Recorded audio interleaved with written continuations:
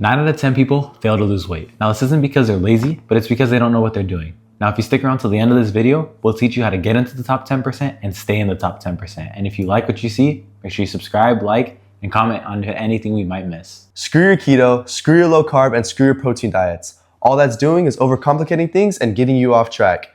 We're gonna show you how to stay consistent, disciplined, and lose weight the easy way. Now, a word that you may have heard before is proportions. Now this isn't math, all it is food.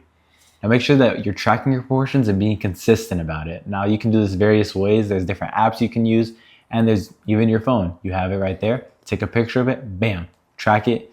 You can use whatever you want, a paid service, a free service. Just make sure you're aware of what's in your food. Now another common mistake is missing the hidden oils within your food. Now this could be vegetable oil, olive oil. A lot of these oils have hidden calories that you don't even realize. Another thing that has a lot of hidden calories is liquids, lemonade, Coke. You're drinking it with every meal. That's 1,000 calories total throughout your day that you're not aware of. Now you also have to be aware of the healthy foods. Even though they're labeled as healthy, even though there might be fruits and vegetables, that doesn't just mean you can eat however many you want. You still have to track those in moderation, just like we said earlier, and make sure that you're controlling your proportion size. Now another big thing and a real reason people get off track is cheat meals. Cheat meals aren't the end of the world, but if you're doing them consistently, they can be the end to your weight loss journey. You may be doing good during the week, but over the weekend, you may want to reward yourself by going out to eat some dinner and having a cheat weekend. This isn't good because this could reset your entire progress. It's demotivating because you won't see progress, and that will cause you to stop your diet. Now another common mistake is looking at the scale too often. You might be weighing yourself once or twice a day, and that's way too many times. Twice a week is more than enough because a lot of times people get so stuck in the mindset that they need to be losing weight every day, which just isn't realistic. There's water weight, stress, sleep, all things that can affect your weight, and some days it fluctuates, and that's normal. That's okay. But you want to make sure that after a week or two, if you're not seeing any weight loss or even weight gain, then it might be an issue. Don't worry so much about tomorrow, but rather worry about the next 2 weeks. You got to look into the far future before you worry about the near future a lot of times. You got to make sure that you're aware that the scale number doesn't necessarily reflect the weight that you're losing. Sometimes you can actually gain weight as you're losing fat. Now, every person's different, but if your strict goal is to lose weight, you have to make sure to just stay consistent, continue doing what you're doing, and worry about next week instead of tomorrow. You may be moving less than you think. Some days you may be getting 20,000 steps a day. Maybe the next day you're only getting 1,000. That's an average of 10,000, which is just an average day.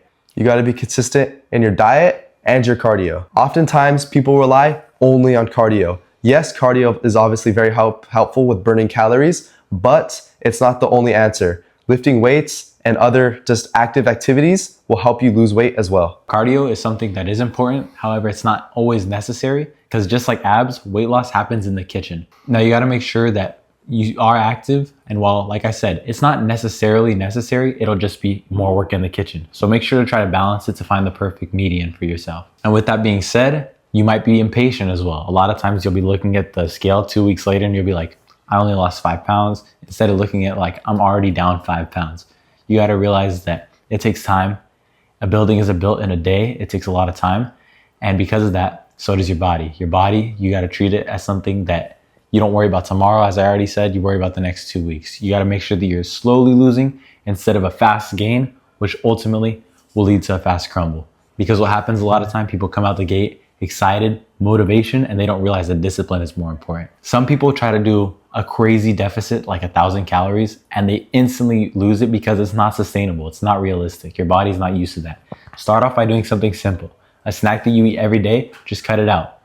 Walk an extra 1,000 steps and drink 1 more bottle of water. And all of a sudden you'll see, oh shoot, I lost a pound this week. And just slowly increase as needed. Now the moment that you've been waiting for, the secret to getting into the top 10% and staying in the top 10%. Now the first very common lie, the 10% knows lie, is that you have to cut out carbs. This is not the case. Although in some cases it can help people, it's not necessary. As long as you're tracking your calories, tracking your proportions, you'll understand that you can eat carbs just in moderation. The second lie is that more cardio will just automatically fix it. Like we said earlier, abs, just like weight loss, happens in the kitchen. You gotta be consistent in the kitchen more than cardio. And finally, the biggest lie that you're probably told, and the one that you wanted to hear that isn't what you heard, is a fat burner. Now that you can't just put something on your body to help you lose fat. You can't just freeze your fat. You can't expect a paper to get filled out when the pencil and paper are in front of you and not move your hand. Some work is gonna have to be applied by you. And ultimately, this work isn't a sacrifice, but it's an investment. In conclusion, stay consistent, track your calories, get good recovery, and give it time. Giving it time is the most important part because Rome wasn't built in a day. Like he said, Rome wasn't built in a day. A lot of people underestimate what they can do in 10 years, but they overestimate what they can do in a year.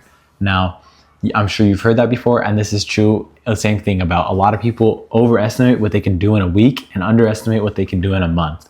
Now, just stay consistent, be disciplined, and you'll see crazy changes. And it doesn't even have to be dramatic changes, like we said. Just small, little changes here and there go a long way.